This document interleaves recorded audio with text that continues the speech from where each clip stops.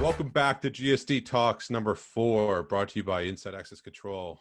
So we're continuing on the leadership and professional development. And if I'm not wrong, since it's the 4th one, this might be the last in this series. But Tim, why don't you give us an overview of what we discussed, who we talked to, and what we can expect.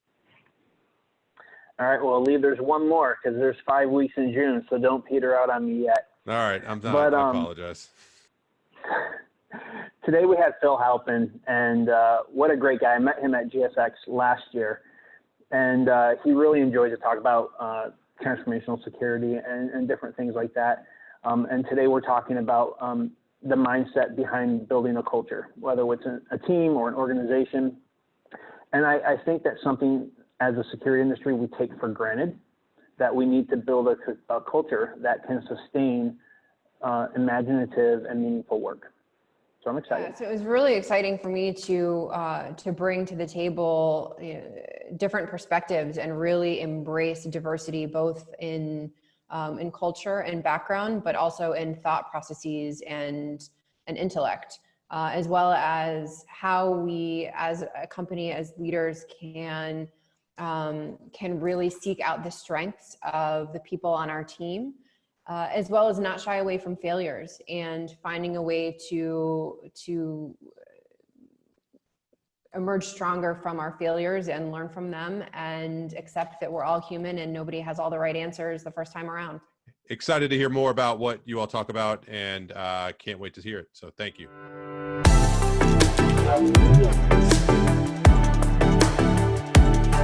GSD Talks, episode number 4. It's hard to believe we've done this 4 weeks in a row. Today we have Phil Halpin. Phil, why don't you introduce yourself? Thanks, Tim, and thanks for having me here. I really appreciate the opportunity. So I speak a lot about digital transformation and security optimization in our industry. And one of the things that I speak about when I talk about those subjects is kind of mostly mindset and culture. And I think that kind of ties really nicely into some of the segments you guys have been doing, and as it relates to leadership and management. So I wanted to talk a little bit more about that. You know, I was thinking, I try to open these up with a clever story from my background, but as I've been thinking about the different cultures I've experienced in the security industry, I didn't want to inadvertently call anybody out or shade any organizations in the bad light, because it's often not anybody's fault that we end up here. So I was thinking about how to open this up, and I wonder if you guys will agree with this. So I tend to think that most people in the security industry learn their view of leadership from war movies. You know, they see somebody who steps up in a moment in time in the face of impossible odds, and they do what needs to be done, and they're a hero. They're a true leader. And then they're surprised when it doesn't work out at their work, in their business life. And I think the truth is that the military is a forced structure of vision alignment and execution. Detractors are weeded out because they call reason, intellectual reason, to a job that often has unreasonable costs to most of us associated with it when you talk about military operations. And for that specific industry, it has to be that way to be able to achieve the goals and the results that they may be called to achieve. But the private sector, they often reject this forced alignment. It's not good for business. There's no innovation. If you keep everybody thinking about the same thing the same way, then you're not going to stay at the head of your industry. You're not going to stay, at the forefront of technology or anything like that. And so I think security as an industry, we get caught in this trap. And we're frustrated when leading as we've been taught or leading as we think it should be done from the military or government perspective leads to a toxic team culture. What do you think about that, Phil? Do you see that? Tim, I agree certainly to a majority of that. I think, one of the things that we really should focus on that maybe the military doesn't kind of instill in folks, even though it is a leadership principle, is empathy. And I talk about this a lot, and I think really having empathy is incredibly important to being a leader. And, having kindness really helps you, I think, understand the team that you're working with. If you dig a little deeper into what motivates people, into what their background is, into what their culture is, it helps you understand them. And having that better understanding, that deeper understanding, that deeper kind of empathetic response is definitely going to make you into a better leader. I agree. And that's something that we certainly don't get in the military, is like, how does this situation make the other person feel? Have you walked a mile in their shoes? It's not really encouraged. To add to that, I think,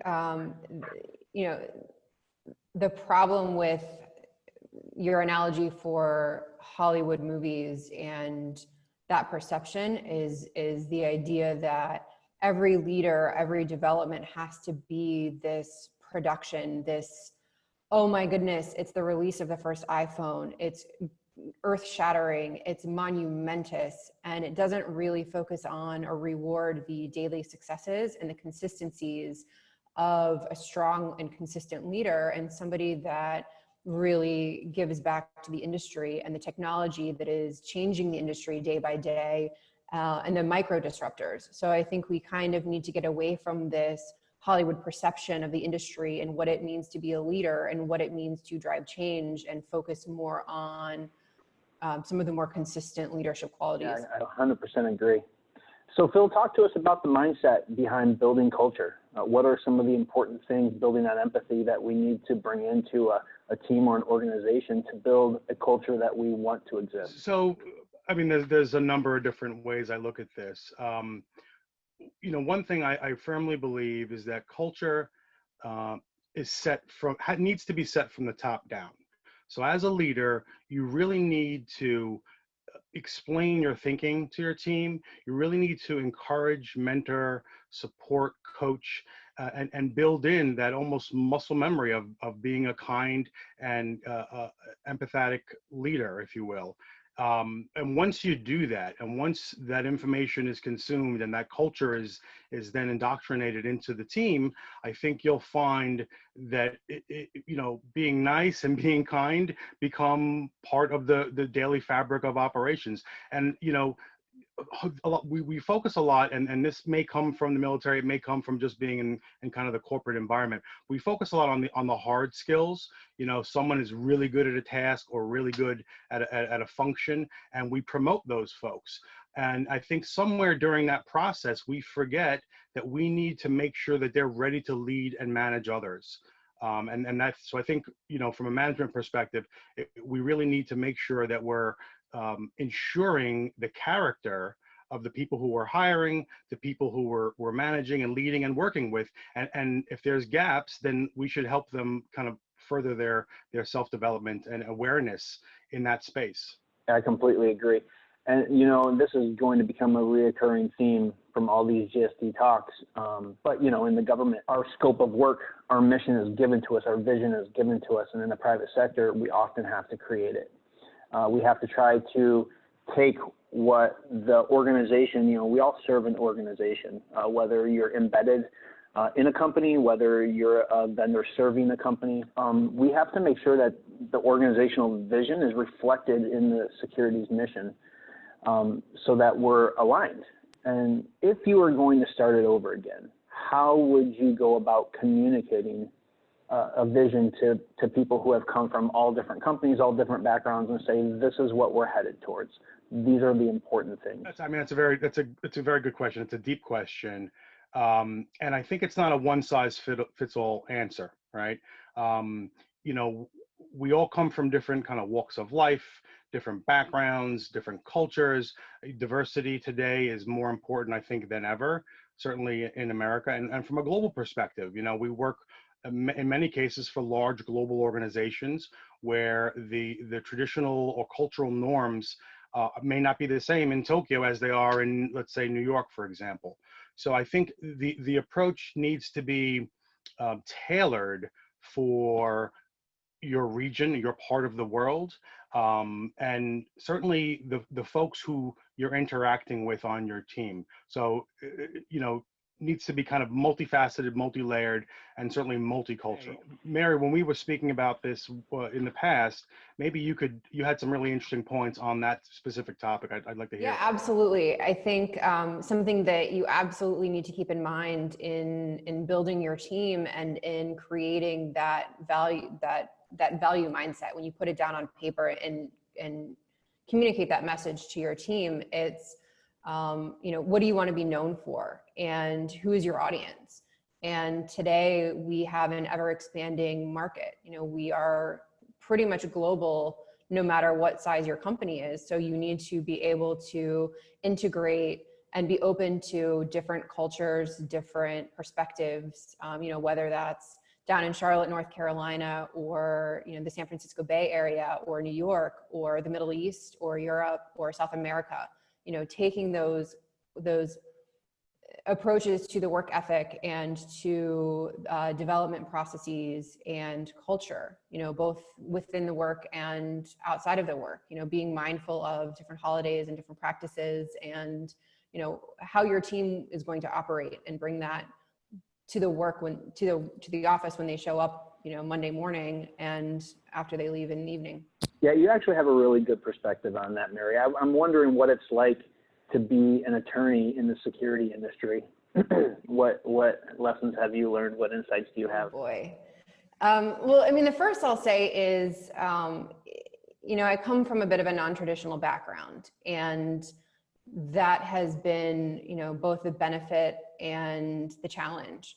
How often making LinkedIn connections or introducing myself to people, and I say I'm an attorney, and people go, ooh, watch out for you, and kind of want to run the other way. But yet, we're in an industry where it is absolutely paramount that we, have somebody on board that's mindful of the legal challenges of the industry, because lives are at stake. And now even more every day important is personal information. How is that information being used, and who's protecting it? So, so those play a pivotal role, as well as, bringing the perspective of a non-traditional background to the table. Not everybody comes to the security industry as an attorney. So being able to share some of those perspectives and bring new color to the table. Very cool. I actually kind of come from a non-traditional background myself. So yes, I was an Army medic, but I was in the National Guard. So don't say that too loudly. I'll lose some street cred. But my actual career, I know. My actual first career was I was an EMT and a paramedic on the ambulance. I just happened to do it sometimes in the military setting. I happened to deploy, for the invasion of Iraq in 2003.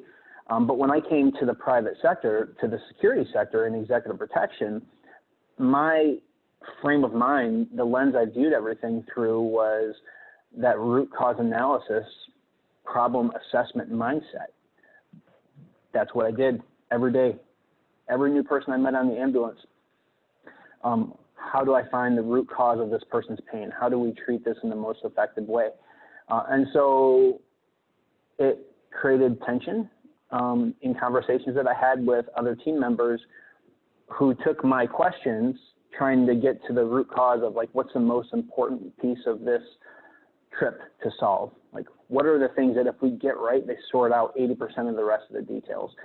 And they would become defensive and be like, well, do you think we're doing it the wrong way? But I was just trying to understand so that we could find the most important things and iterate on them to get them right, to create a scalable policy and different things like that. And so when we were talking earlier, Phil, we talked about, setting the vision is important, but it's just not set and you go. You have to maintain the vision. You have to allow for flexibility for these different people that are working even sometimes different jobs within your organization. So how do you go about thinking about that? Because really, another problem with the security industry is we're used to checklists, we got all these things done, but we're not used to transferring our mindset to other people to help them think in the same manner to make, comparable decisions, if that makes sense. It does. And I think, everyone's going to bring with them, right? We're all shaded by our own, kind of perceptions and experiences, right? So I think finding common, commonalities, ways to understand what someone's thinking so you can see their perception of things, and then possibly communicating in a way that you'll know they understand it. I think, making it relevant and making it germane is very important. And I think, one of the common challenges, even to go a step further, that I think we often face, in these kind of, whether it's a regulatory environment or following the standard, and to your earlier points, comment about checking off the boxes. I think people struggle then with thinking creatively, thinking out of the box, and operate with a fixed mindset as opposed to thinking with more of a growth mindset. And I think creative thinking, finding different ways to solve problems and challenges is something it's a critical aspect particularly in the digital economy, in the digital environment. We have to be able to think creatively and operate fast and make changes quickly. Really great segue for you to tell a story about how you approach it in your company, about your 6-month check-in and shaking it up and being able to challenge your mentors and your superiors. I really believe that hiring diversity is super important to a healthy organization and a healthy culture within an organization. So I try to focus on intellectual diversity. I want to find people who think about the job, who think about their role, who think about the problems we face in a way that's different from myself. Because it does a couple things. It keeps my vision in check. Is it actually the correct vision? Is it spot on? Is it deviating? Am I not seeing anything? But also it just makes for a really, really fun team culture, because you have people that have different experiences, that think different ways, they're good at different things, and they can mentor each other because, hey, I see that so-and-so is really good at figuring out metrics that translate to the value proposition, rather than just measuring things because we're measuring things. And you can pick their brain about that. You can really learn, and it becomes a team to where everybody can use their passion, what they're good at, to really help the entire team. And I think what you're alluding to, Mary, is whenever I hire new team members, I have a 90-day onboarding plan. Basically, 90 days, you're not expected to actually get anything done. You're expected to learn about what we're doing at the organization, and it's structured. You go and talk to different people. At the end of that 90 days, you have a presentation due. It's what are you thinking, or what are you doing? And basically, it's supposed to be kind of a funny, a comedic roast of the program, because I believe that, one, truth comes out in comedy when you're trying to be funny and you're trying to get those jabs in to be funny. The raw truth really comes out, and that's very helpful to me, because it's rare to get a fresh perspective on a program that you've been running for years. The only time you really get it is when you get a new boss or when you get new people under you. And so when I tell them, hey, we're going to do this in front of people, we're going to have a bunch of people there, and this is supposed to be fun. And then, my boss is there, my peer managers are there, and we encourage them to go ahead and roast the program. And that instills confidence that I can come to Tim with the things that are bothering me. I can tell him that he's doing the wrong thing. My perspective actually matters, and I don't have to toe the program line. I don't have to watch what I say in front of my boss's boss, right? Because we're being transparent here. And that's important. And I can turn that back to you, Phil. How do you think about hiring? I agree with everything that you said. And, from my perspective, I'll tell a story, and then I'll tell you about how I think about hiring. And I've used this example in the past.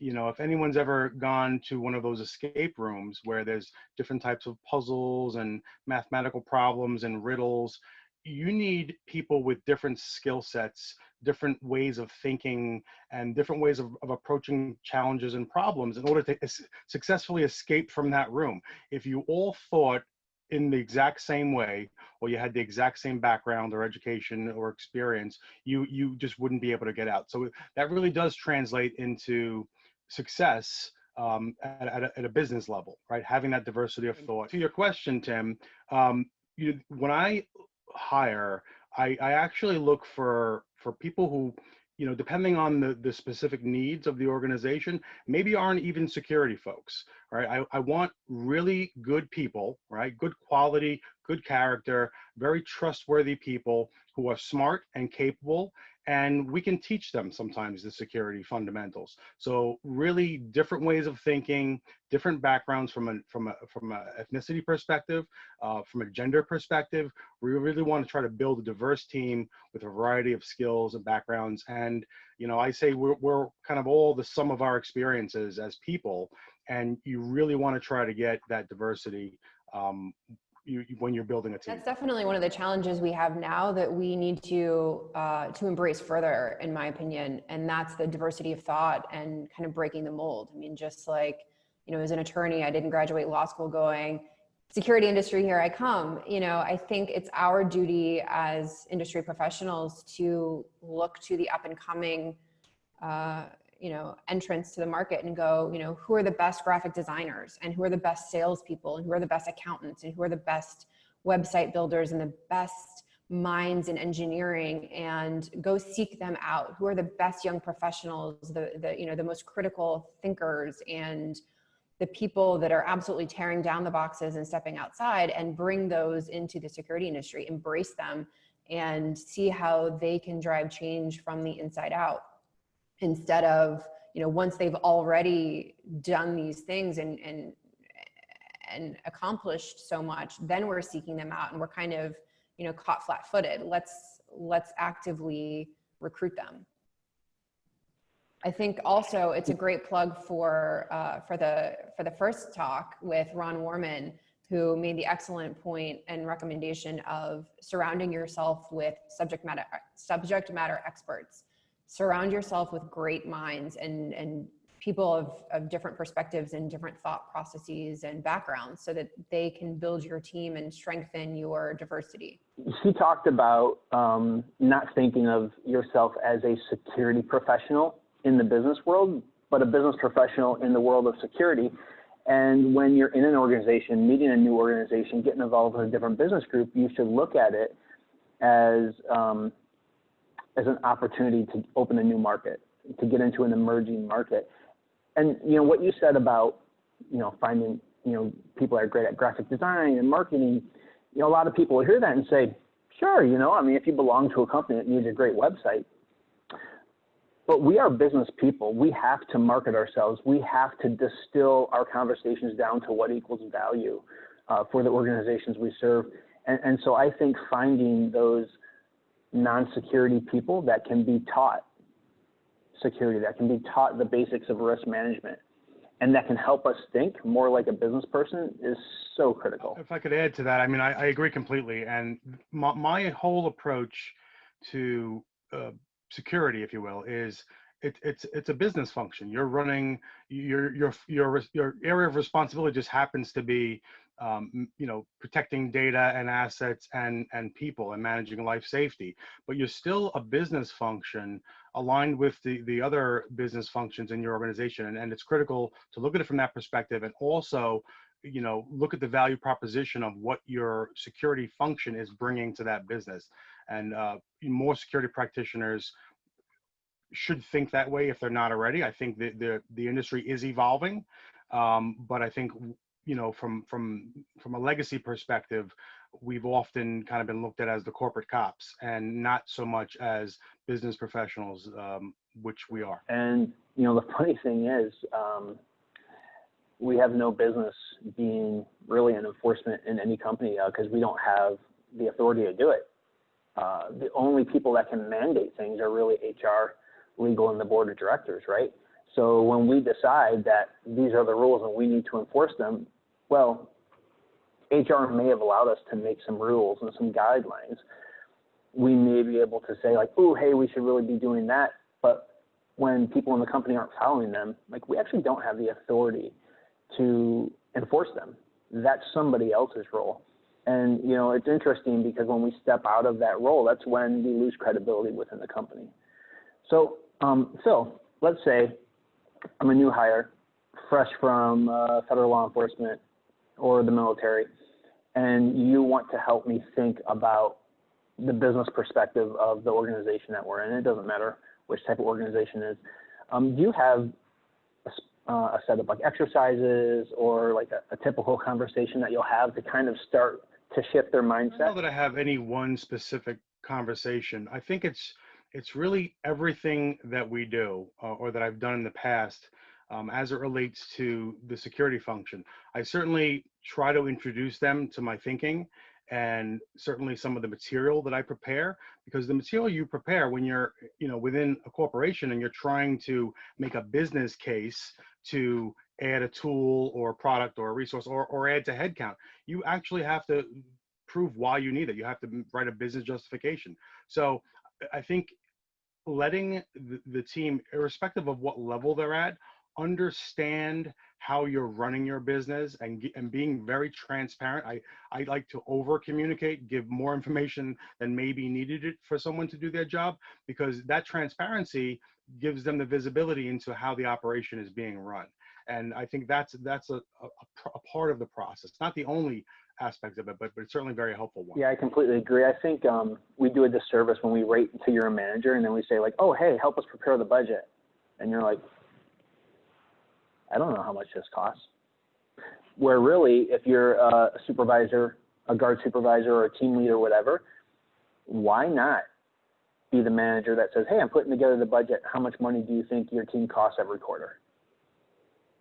And I don't know how much they cost. And then you can take them through that exercise and those little things that we can do to mentor the people under us to help understand the actual business impact of their presence, I think is key. A big risk to particularly larger organizations is that departments end up siloed.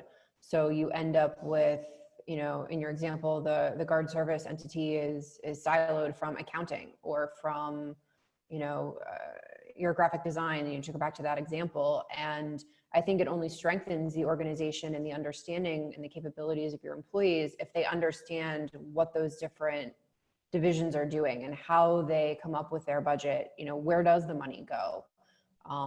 Being able to better task that and maybe bring awareness to what it does cost to run that operation and maybe, try to promote leaning down that organization and cutting unnecessary costs once that's brought to the manager's awareness. I've never had the experience of going to a finance organization and saying, hey, I'm trying to put together my budget and I'm not really sure about a couple of things. Like, will you help me out? And they say like, no, like that's your job. Like, stop taking my time. I think we often get in the mindset of I should know this and I'm insecure about that. And so we don't ask for the advice. And then when we make the presentations, when we send our reports up and we get the negative feedback and the questions are then asked in front of lots of other people, we look worse than we need to look. Personal note for me, I admit that one of my greatest weaknesses is a feeling of insecurity, of a fear of failure, a fear of not knowing the answer. I realized how strong that fear is in me, first year of law school, when Socratic method, is the norm and you're put on the spot and you better know the answer or you're going to get embarrassed in front of all your peers. And it kind of, it's something that I realized was with me from, elementary school and, still is with me today that, there's that fear of, oh my gosh, I don't know the answer. And really the answer is you don't have to. Nobody knows all the answers. And that's kind of the dirty secret that a lot of people aren't willing to share. It's nobody knows all the answers. Nobody has it all figured out. And it's okay to ask for help. It's okay to seek out a mentor, to talk to your manager, to talk to friends outside of your organization, to go home and do some research and due diligence and then ask questions. Give it your best shot, but recognize you don't have all the answers and it's okay to ask for help. If I could jump in, I completely agree. And I think, that gives us a really nice segue back to, I think, where we originally started this conversation, which is really about the culture of your organization, the culture of your team. And there are some organizations and some teams that don't have that, that kindness, that people do feel afraid or to ask questions or that they should know everything.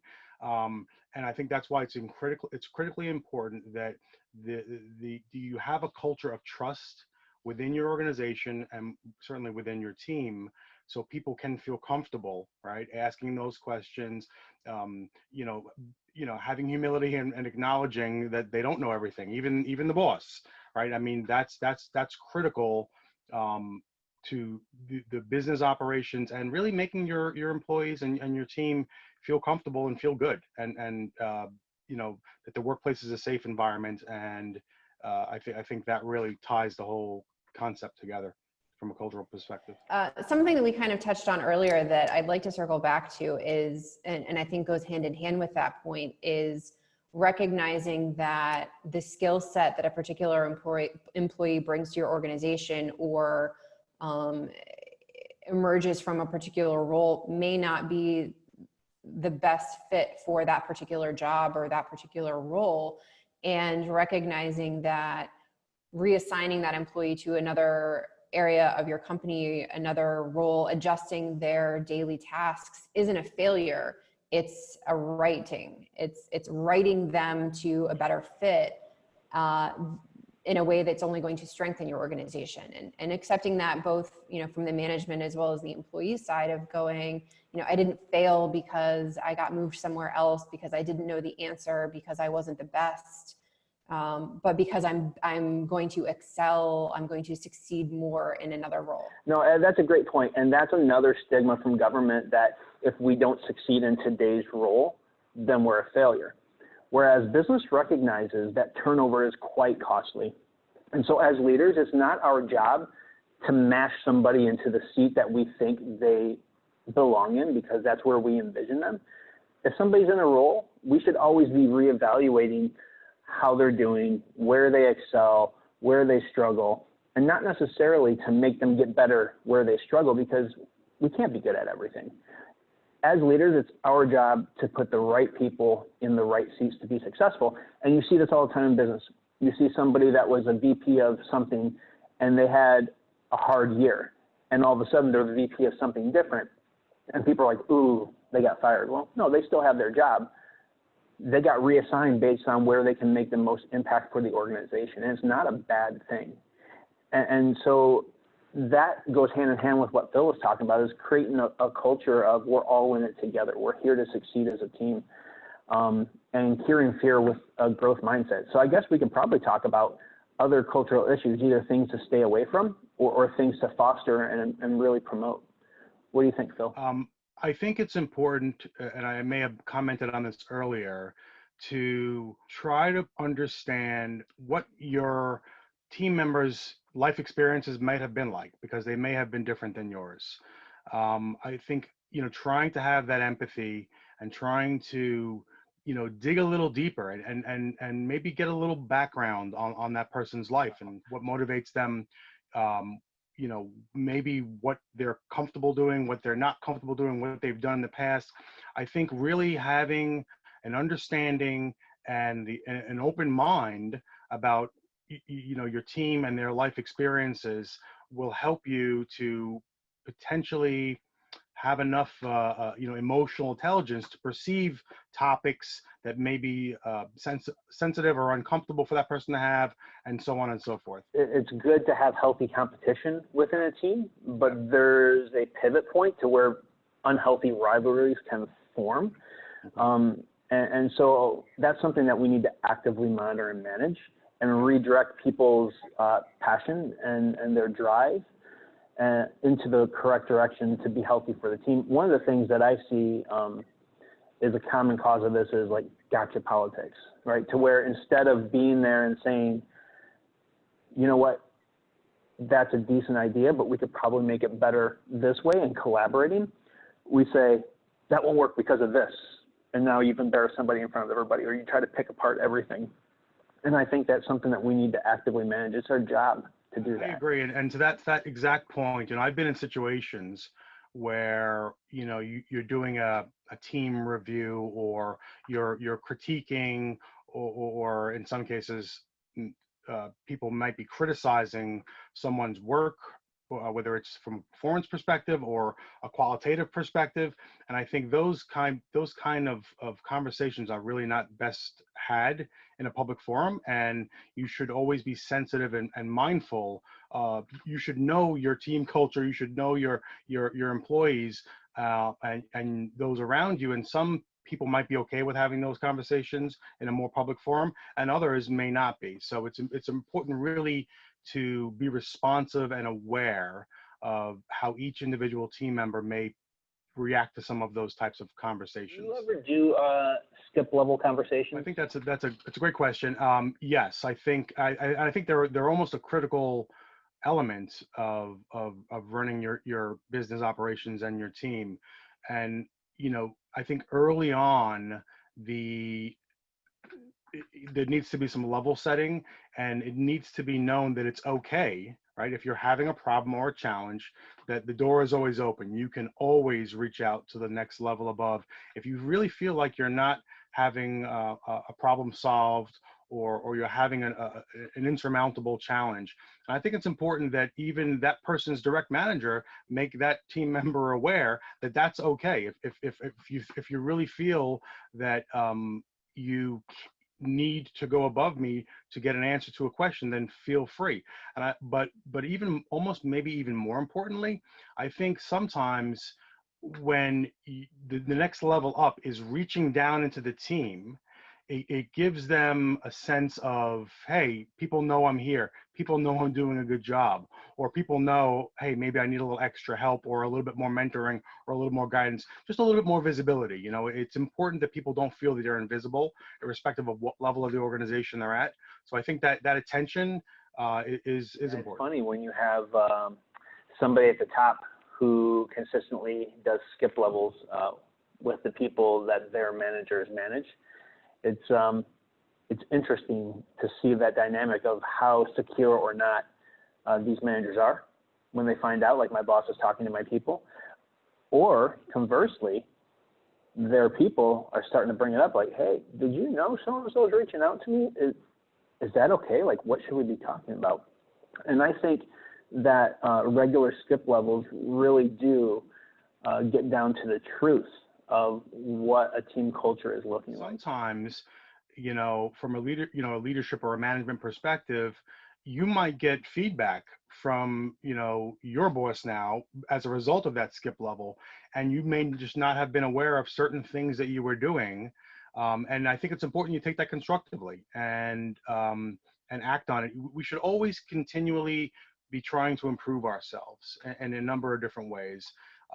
So you should take that constructive feedback to heart, certainly if it's coming from someone on your team, and do what you can to improve your actions. Mary, something that you brought up earlier was that you just realized that you kind of had this anxiety, this underlying fear of not being able to get it done, early on in your career. And I'm just wondering, this is something that a lot of managers, a lot of directors, a lot of people have this sense of, am I doing a good enough job?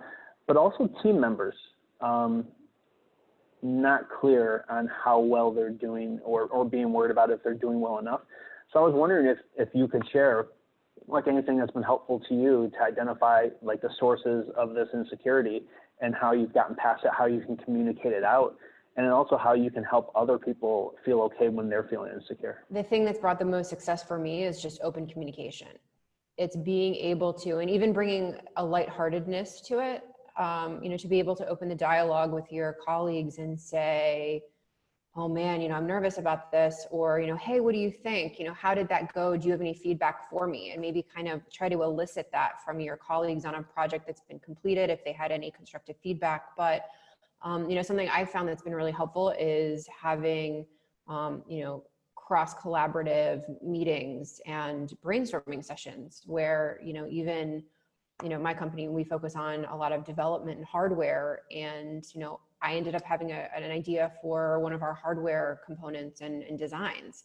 And, I'm still proud of that. It's not something we even have in our lineup anymore. And in the scheme of things, it's probably trivial, but, as a non-engineer, I felt really proud of that. And it was something that, I was able to bring a fresh perspective to the engineering roundtable. And so being able to kind of take that approach of just, sometimes it just needs a refresh. Sometimes it just needs somebody else's perspective, to kind of break that cycle. And you know, stepping outside of your own insecurities, I think as professionals, we should work to recognize that fear in others and that insecurity in others, and try to offer positive feedback or ideas or you know, words of wisdom or strength to our colleagues, both within our organization and our peers, our friends, and go, hey man, that was really great. You did a great job on that. Or, you know, I love your ideas for this, or, you know, wow, great research on that, or,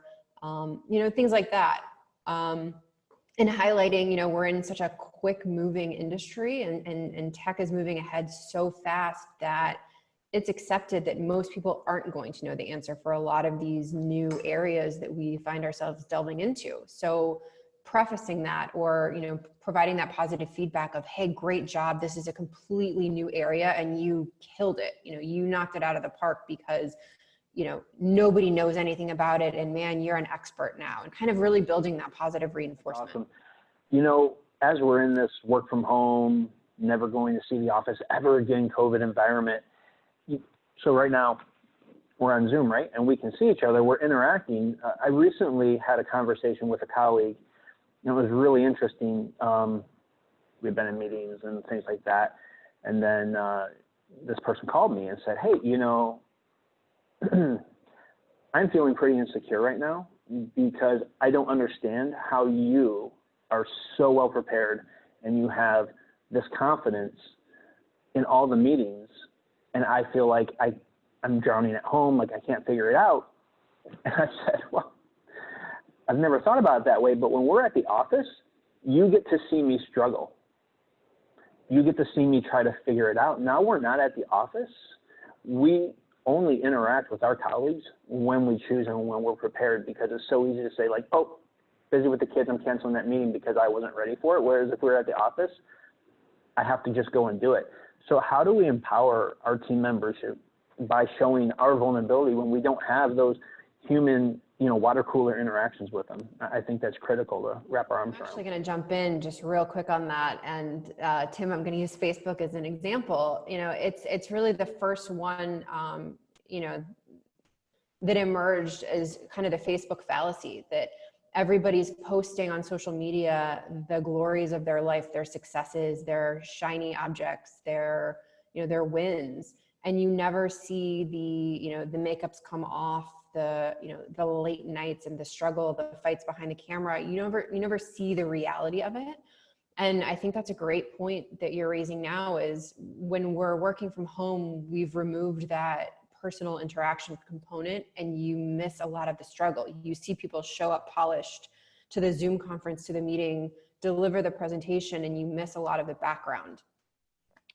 You know, the only thing I can say to that point is, you know, continue to be transparent, to be open, to create an open dialogue, to share amongst your colleagues, amongst your friends, you know, what's really going on in your day-to-day life, and, you know, have that real conversation. One thing I would add is, you know, just saying what was just said should probably be discussed, right? Around the virtual water cooler, if you will. You know, maybe schedule a little bit of a social time, or you know, a meeting that isn't kind of so business driven with your teams, if people aren't doing that already. So you can have these type of conversations, and people can put that out there and acknowledge it and recognize it.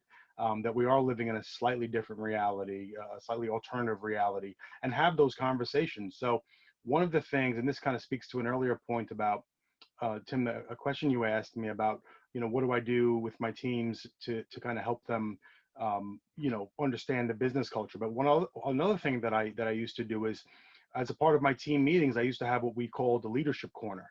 And in some cases, I would bring some material, or I would ask someone on the team to bring something to the meeting, and we would say 15 minutes at the end, and it could be just a random topic. It could be a leadership principle. It could be something, an article that was penned somewhere by some, you know, great leader somewhere. But something that really just adds a slightly different dynamic to the conversation, and helps us continue growing as professionals and as people, right? Which I think we really need to focus on, and that ties right into the last point that you both so eloquently made, that we are still all human, and we can never lose sight of that. And that's why I kind of preach those cultural values and that are critical, you know, the empathy, the kindness, the humility, self-awareness. You know, we really need to remember first and foremost that we are people, we're all humans, and a little bit of humility and humanity and kindness goes a long way. If we don't have a heightened sense of we're all people with lives and we all struggle, and that's great because now I'm not the only one, then we're losing the entire point of this exercise. And so I would issue a challenge, not only during this virtual time, but when you get back to the office, you should make sure as a leader that your team members and your boss see your vulnerability a little bit. Share it with them. Let them know that they're not the only ones who have these doubts and who have these concerns. Because going back to that, you know, framing leadership from, you know, watching war movies, a lot of these movies, they always know the answer, superbly, you know, composed and like, let's just go do it. And we feel like that's how we need to show up, when in actuality, too much of that actually sets people on edge. It makes them uncomfortable. And we need to show that we're people and that we're happy to work with other people. I guess that's my closing thought. You guys have any closing thoughts? My closing thoughts would be, you know, I have a saying, you know, people, processes, and technology. The processes are relatively easy. The technology is pretty easy. The people, right, are not the challenge, but they're the most complex of those three facets. And if we just try to keep our focus on the people and be kind to each other and you know, a smile goes a long way, I think it will do well for not just our organizations and our teams, but for society as a whole. And I think I'll leave it there. Within an organization, we need to be mindful that people do struggle, and it's often through the struggle that the successes are achieved. You know, if you've got an organization that routinely is, you know, gliding through everything, then they're probably not challenging themselves enough, both at the organizational level as a whole, but also on the individual employee level. So it's imperative that there is that struggle in order to really achieve the full potential of both the employees and the organization. And also recognizing from the management and leadership perspective of, you know, where is the best fit, and don't be fearful of somebody else's success, because everybody's success collectively makes the organization better. So don't be afraid to lift somebody else up because they might be promoted ahead of you or might outshine you, but you might all be better together. I think we're for sure all better together. And I, for one, choose to view failure as the opportunity to learn and improve. And I think that if I'm building a culture, that's the culture I want to build, is we're going to learn lessons when we don't get it right. And that's great, because if we didn't have any lessons learned, we just have a boring job.